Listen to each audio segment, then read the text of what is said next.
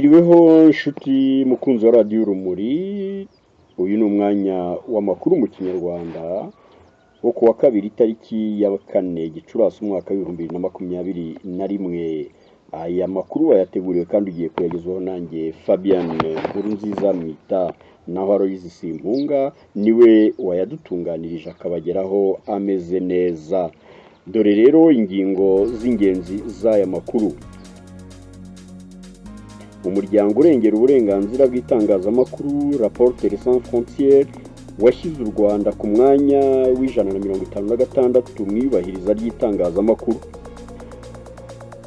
Amarushanwa cyangwa se amasiganwa y'amagare Tour du Rwanda ageze ku munsi wa gatatu. Alain Boileau wo mu Bufaransa yatsinze ku ntera ya Nyanza Gicumbi, aho bakoze ibirometero 171 n'ibice bitandatu.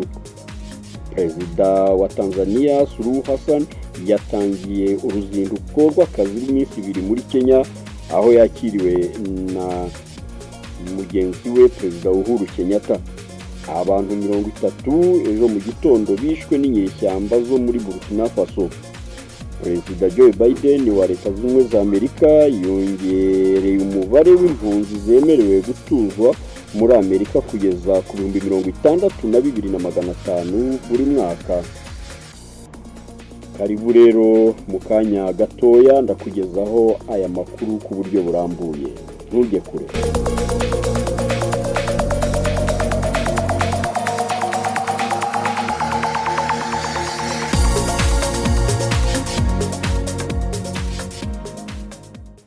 Umunsi w'ejo itariki ya 3 Gicurasi umwaka wa 2021 wari umunsi w'ubwisanzure bw'itangazamakuru ku isi yose. Ku birebana n'ubwisanzure bw'itangazamakuru mu Rwanda, icyegeranyo cya Reporters sans frontières cyashyize u Rwanda ku mwanya utari mwiza w'156. Reporters sans frontières yashyize u Rwanda mu bihugu kandi 30 bya mbere bidaha amahwemo abanyamakuru. Uwo muryango w'abanyamakuru batagira umupaka batanga ingero. Abanyamakuru bagera ku 8 barafunzwe, abandi barahunga kugeza mu mwaka ushize 2020.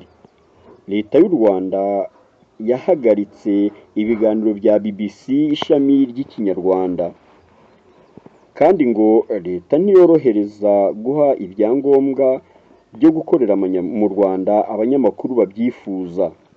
Umunyamakuru Cyuma Hassan Dieudonné ufite ikinyamakuru cyitwa Ishema TV gikorerwa kuri YouTube yafunzwe mu mwaka ushize 2020 amezi 11.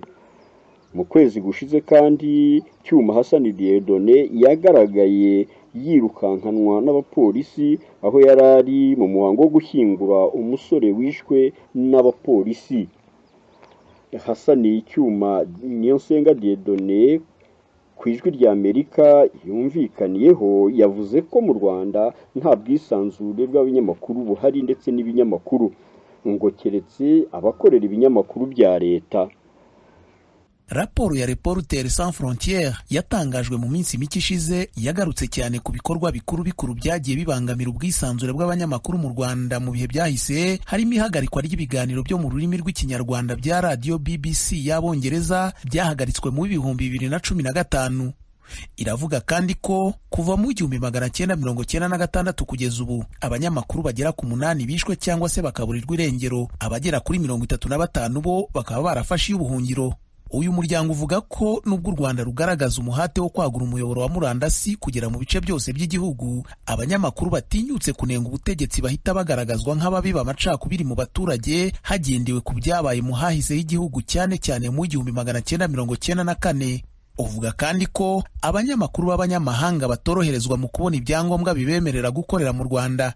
Raporo ya Reporters sans frontières yavuze ko nubwo muri ibi bihe bya vuba ibibazo bijyanye no kuniga ubwisanzure bw'itangazamakuru byagiye bigabanuka, ariko hakiri imirongo migari mu buryo bw'amategeko igihari kandi yifashishwa mu kubuza abanyamakuru kugaragaza ibitagenda.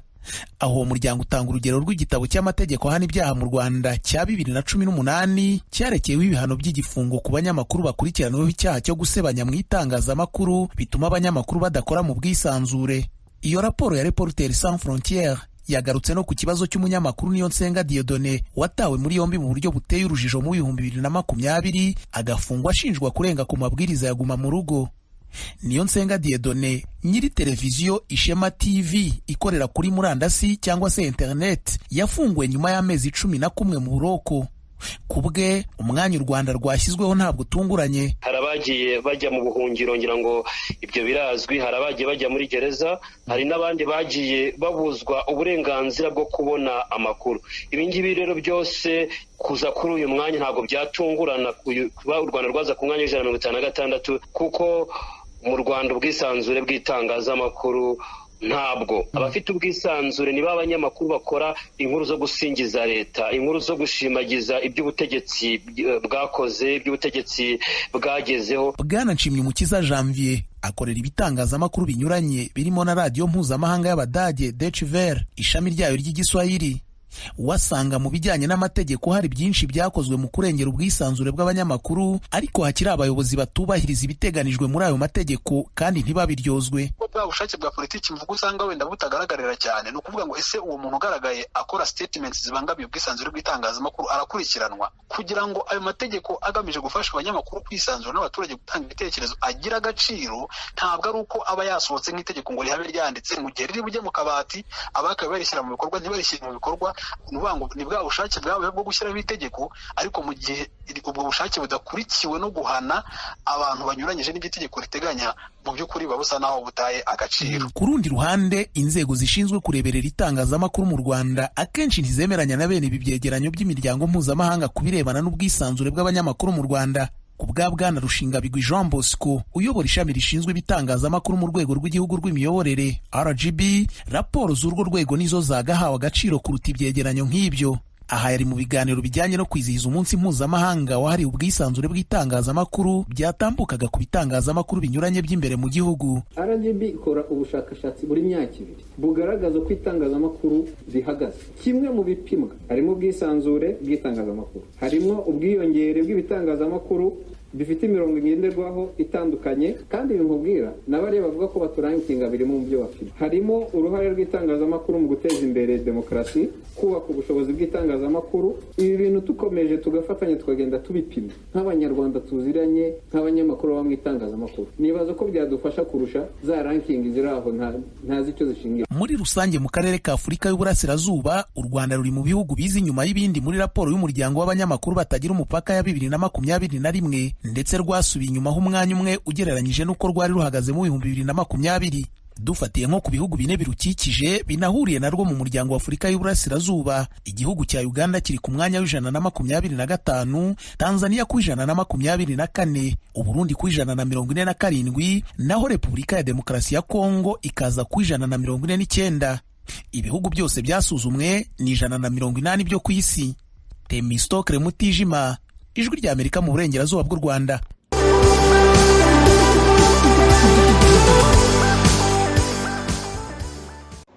Dukomereza aya makuru rero nanone mu Rwanda, aho hari amasiganwa y'amagare. Icyiciro cya gatatu cy'amasiganwa y'amagare azwi nka Tour du Rwanda cyarangiye uyu munsi. Umufaransa Alain Boileau w'imyaka 21 ari we wa mbere. Ku munsi wa gatatu amasiganwa atangiye, bakoze kilometero 171 n'ibice bitandatu kuva mu mujyi wa Nyanza kugera Gicumbi.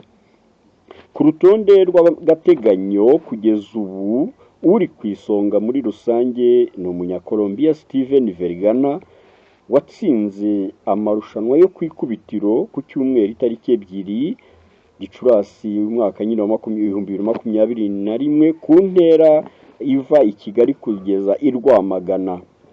Umunyarwanda uri hafi kugeza ubu ni Muhoza Eric, akaba ari ku mwanya wa 27. Ejo hashize kuwa mbere perezida w'ishyirahamwe ry'amagare mu Rwanda Lapartien David yakiriwe na perezida wa Repubulika y'u Rwanda Paul Kagame. amasiganwa rero aracyakomeza, tuzakomeza kubagezaho uko byifashe.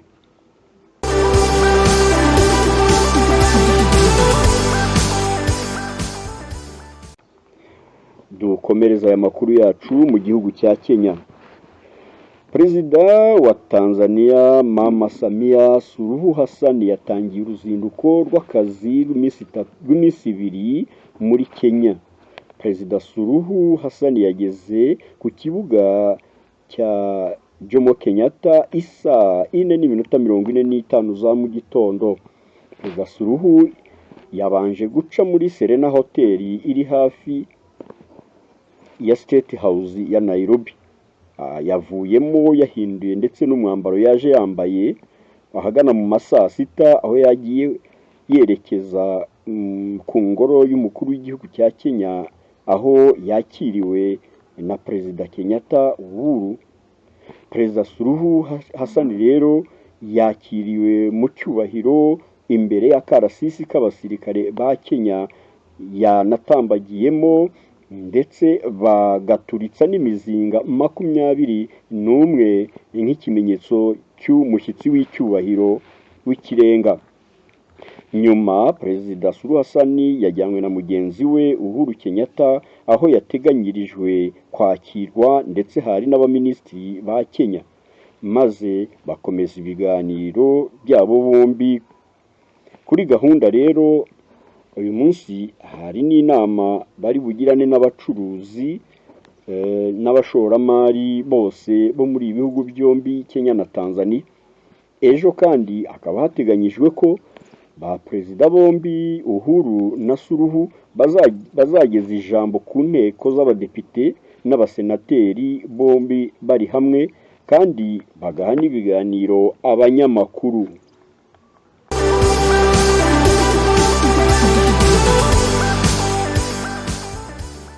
Dukomereza aya makuru muri Burkina Faso, aho ejo ku munsi wa mbere ku itariki 3 z'ukwezi kwa gatanu mwaka 2021, inyeshyamba zo mu majyaruguru ya Burkina Faso zateye mu mihana zica abasivili bagera kuri 30 bose.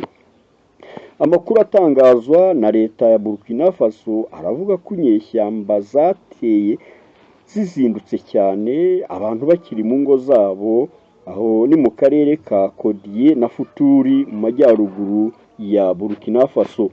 Abaturage barokotse ubwo bwicanyi baravuga ko inyeshyamba zateye ari nyinshi cyane, kandi zaje zitwika amazu zinica uwo ari we wese, naho izindi muri zo zari zitwaje imbunda zarasaga amasasu y'urufaya mu baturage. Mu minsi ishize izo nyeshyamba z'intagondwa zivuganye abanyaburayi harimo n'umutaliyani ndetse n'umwesipanye.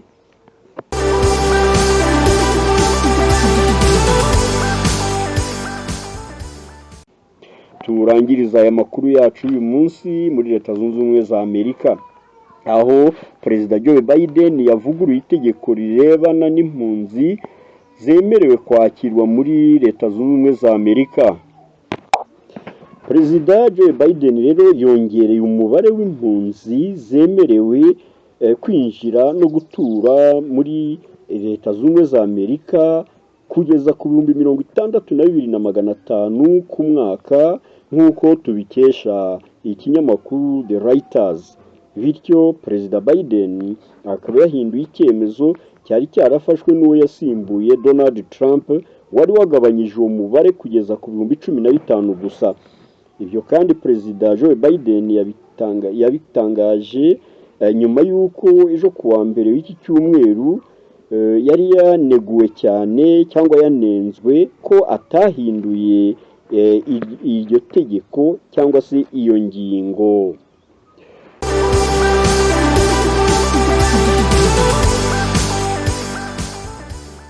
Ayo rero niyo makuru ya Radio Urumuri yo kuri uyu wa kabiri itariki 4 Gicurasi umwaka 2021. Ariko mbere yo kuyarangiza, reka nkugezeho ingingo z'ingenzi zari ziyagize. Umuryango urengera ubwisanzure bw'itangazamakuru Reporters sans frontières washyize u Rwanda ku mwanya w'156 mu iyubahiriza ry'itangazamakuru. Tour du Rwanda, isiganwa ry'amagare, igeze ku munsi wa gatatu mu gihugu cy'u Rwanda, aho Boileau Alain uva mu Bufaransa akaba ari watsinze ku ntera ya Nyanza Gicumbi ifite ibirometero 171 n'ibice bitandatu. Perezida wa Tanzania Suluhu Hassan yatangiye uruzinduko rwe rw'iminsi 2 rw'akazi muri Kenya, aho yakiriwe mu cyubahiro na Perezida Uhuru Muigai Kenyatta. Abantu 30 ejo mu gitondo bishwe n'inyeshyamba zo mu majyaruguru ya Burkina Faso. Perezida Joe Biden wa Leta Zunze Ubumwe za Amerika yongereye umubare w'impunzi zemerewe gutuzwa muri Leta Zunze Ubumwe za Amerika kugeza ku 62,500 buri mwaka. Urakoze rero wowe nshuti ukunda ibiganiro bya Radio Urumuri, aho niho turangirije aya makuru, tukaba tukwifurije gukomeza gukurikira ibiganiro twaguteguriye byiza cyane. Wari kumwe nanjye Fabian Nkurunziza Mwita, kandi uwayadutunganyirije akayatugeza ameze neza ni Aloys Simpunga. Mwese rero ndabashimiye, naho ubutaha mukomere, Imana ibarinde.